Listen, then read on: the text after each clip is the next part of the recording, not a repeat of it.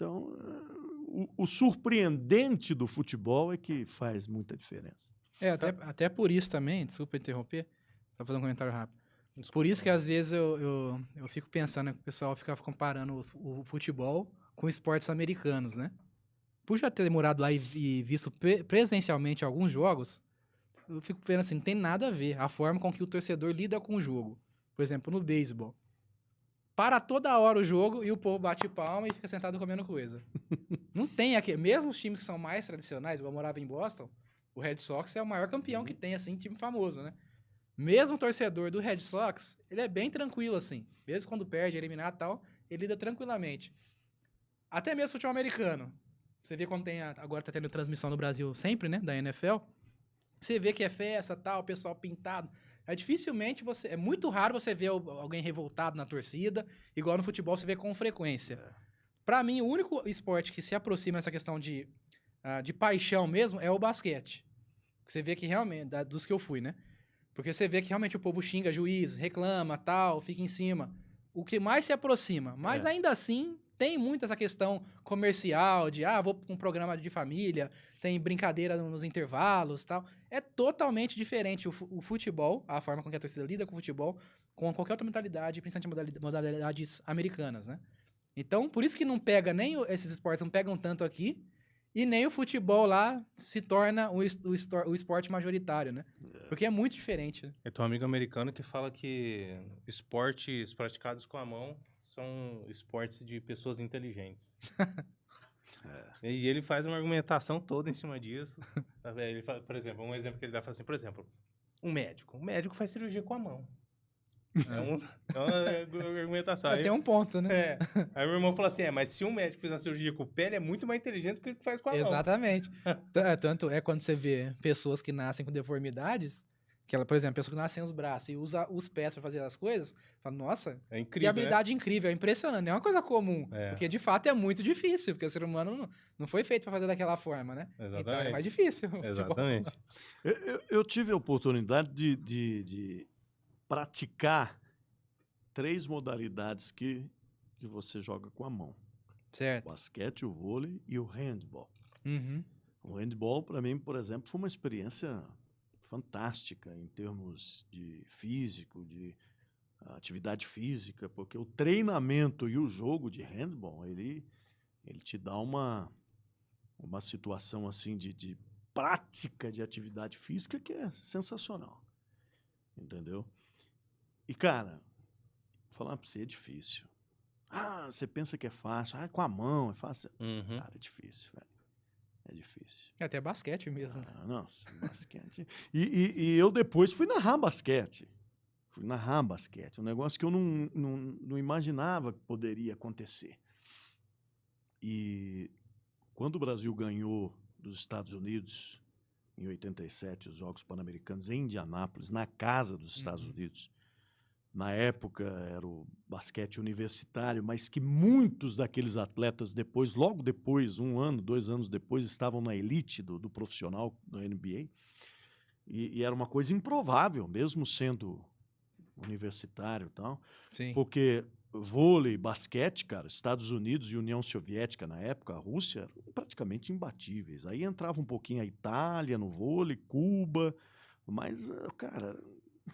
Possível. Eram as potências da época. E de repente você vê o Brasil ganhar dos Estados Unidos, na casa deles, um campeonato do nível que eram os Jogos Pan-Americanos.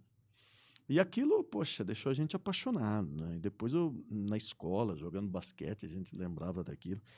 E aí eu me lembro, quando eu fui ter a oportunidade de narrar basquete, ali em meados de 2002, 2003, em Ribeirão, que eu falei, e agora, cara? Agora eu tenho que lembrar lá do que eu fazia na escola, o que eu assistia, para ver se...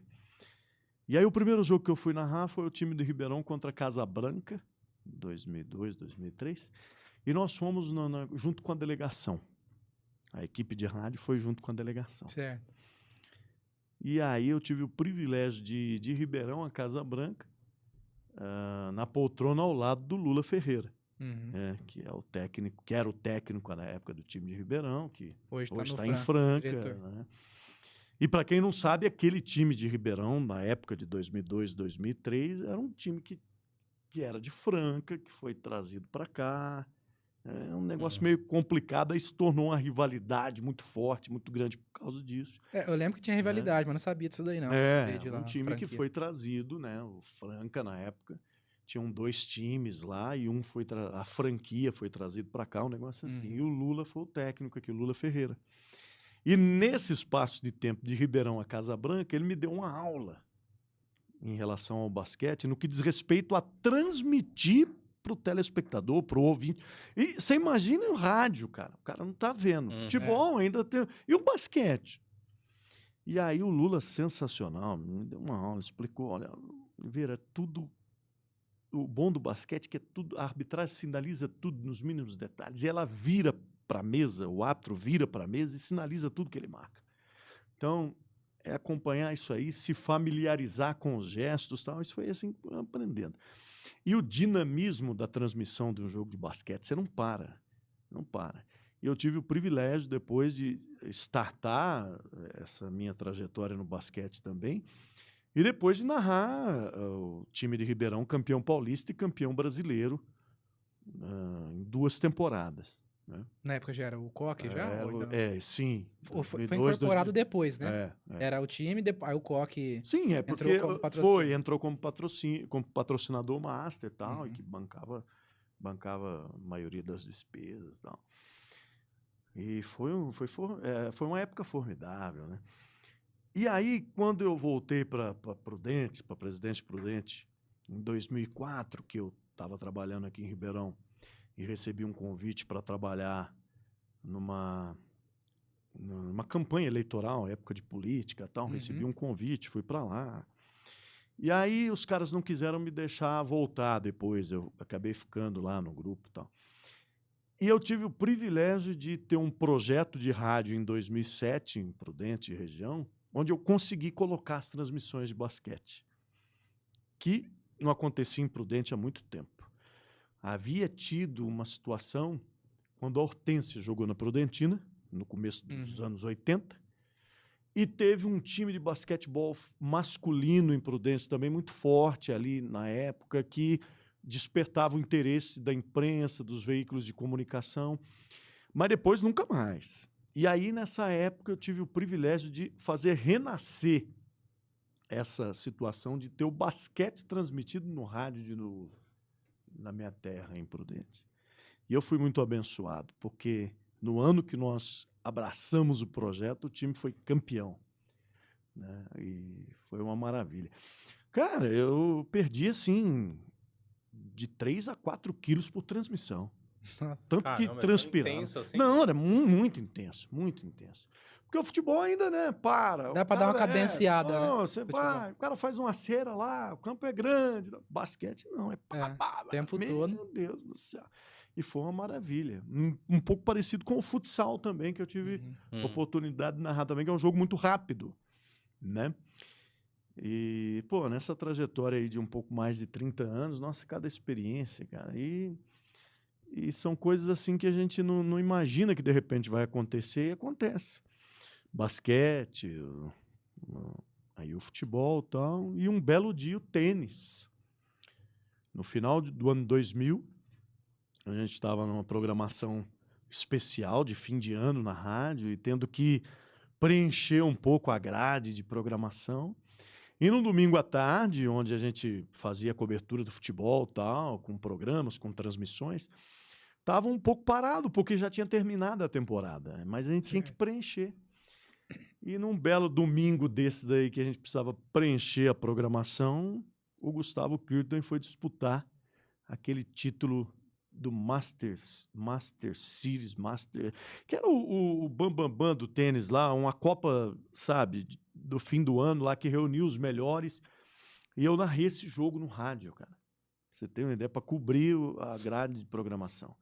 Se eu não estiver enganado, ele jogou essa partida contra... Vai ser um dos dois, aí para não errar. Você pode até confirmar aí. Eu vou pesquisar. No tio Google. Mas foi contra o Pete Sampras ou o André Agassi. Acho que foi o Careca era o André Agassi, né? Masters Cup? Master Cup 2001, acho. 2000, Ele, 2001. o Gustavo, ele se tornou o único tenista da história a derrotar as lendas Pete Sampras e André Agassi. Ele derrotou os dois no mesmo torneio.